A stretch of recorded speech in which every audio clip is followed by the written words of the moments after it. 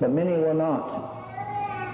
And they said there's going to come a time when in the morning the sun is going to rise and those villages of stone will be there, and in the evening there will just be steam coming from the ground. There will be as steam. And in the center of many of those villages of stone, when they turn to steam, the native people will turn to steam also, because they never woke up and left the village. And this used to bother me when I was a young man. I used to ask the elders, isn't there anything we can do? And they said, well, it's just that way, that if the person does not have the spiritual eyes to see, it's very hard to show them. Or if they don't have the ears to hear, it's very hard to speak with them. We wish that we could go get them all, but we can't. It's just that some are not going to wake up. But some will wake up. And so they say there's going to be the third shaking of the earth. It's going to be not a good thing to see, but we will survive it. We will survive it. And when we survive it, then there's going to be another attempt to make a circle of the human beings on the earth. And this time the native people will not have to petition to join, but will be invited to enter the circle, because they say the attitude towards us will have changed by then. And people will invite us into the circle, and all the four colors of the four directions will share their wisdoms, and there will be a peace on earth. This is coming close. All times when I share this message of the prophecies, people say, can't we change it? Could we stop it? The answer is yes. The prophecies are always either or. We could have came together way back there in 1565, and we could have had a great civilization, but we didn't. Always along the path of these prophecies, we could have came together. We still could. If we could stop racial and religious disharmony, we would not have to go through this third shaking.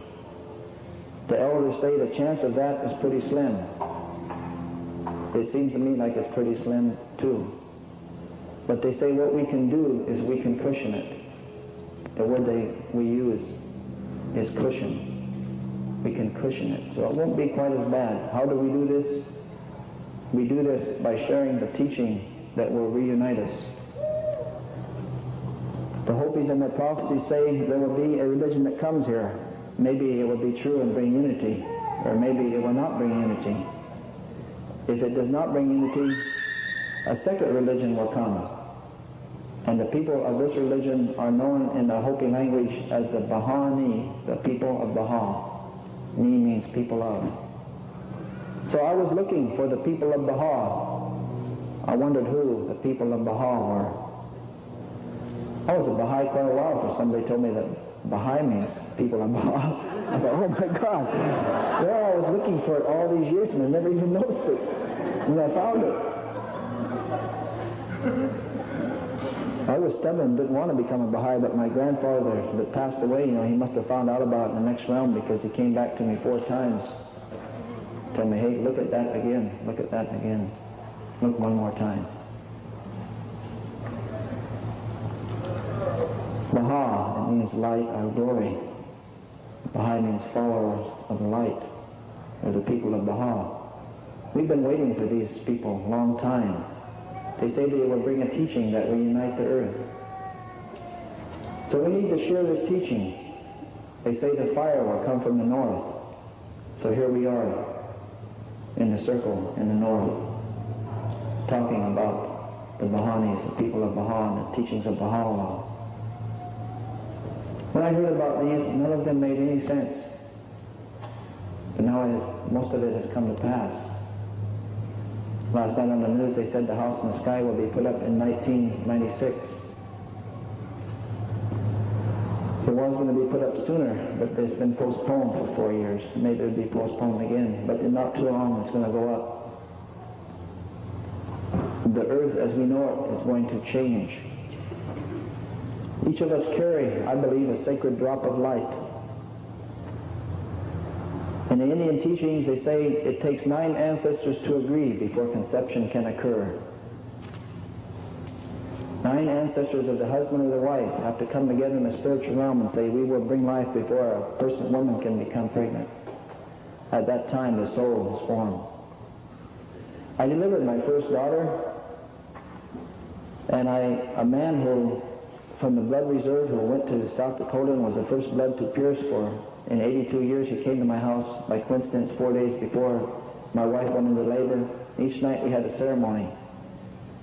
And on the morning after the fourth ceremony, my wife went into labor at sunrise. And that night, at sunset, the daughter was born. And I took her out and I cut the cord, and I noticed that at the Sundance that the Lakota people do in South Dakota, they pass that pipe 3 times and they don't take it in the 4th time. And even in Washington, I've heard the coming of a child is like the coming of a new pipe. And when I was delivering my daughter, I happened to notice that the skull came out 3 times. And on the 4th time, her head came out like the coming of a pipe. So I took her out and I cleaned her up and I washed her, and first I put her on her mother instantly. But then after a few minutes, we washed her up. There was a circle of people just about like this around my wife and praying, and people with different backgrounds. And we looked up, and through the ceiling came a small drop of blue light. When it got close to the child, we could not see it. That was her soul. She would carry that light throughout earth. In that is her special uniqueness as a being, her spiritual power. In that are her gifts. After we go through, and then we carry it back here, and it radiates to the mind, but for some reason in this cycle, we've been in the lower natures, the animal part, but now we're going into the human world. The mind is going to be opened up to the radiance of that, our own soul. And the cycle of the human beings is going to come about. And something so good is going to happen on this earth it cannot even be described. The elders say it in different ways. They say something like this. They say, there will be grass at that time when they make that circle and bring the peace on the earth. There will be blades of grass that have not quite come through the earth. Even they will try to push themselves up to be part of that day when the sun rises. The elders explain it like this. They say out here outside this building, long before there was the fairgrounds here, there were Native people. They say many of these Native people in different tribes, they were aware of these things, and they told their children. Their children grew up. One time the people came from the Hopis. Scientists came to the Hopis, and they said, we want to take a piece of the stone tablets. Well, they said, we want to take the stone tablets to a scientific laboratory to determine how old they are. The Hopi said, we know how old they are.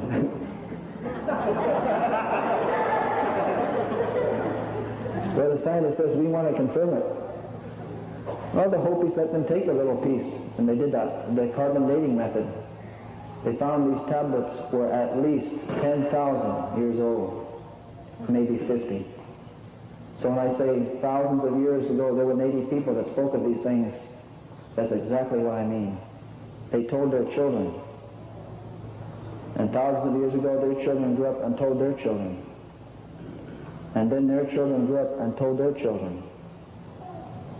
And they spoke about the people that would live at this time, and now it is us.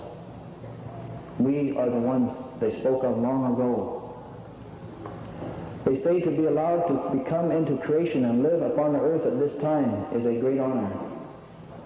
In the cycle of time, from the beginning to the end, this time that we're in now, the change, the purification of all things, they say this is the hardest time to live, but it's also the greatest honor to be allowed to live and see this.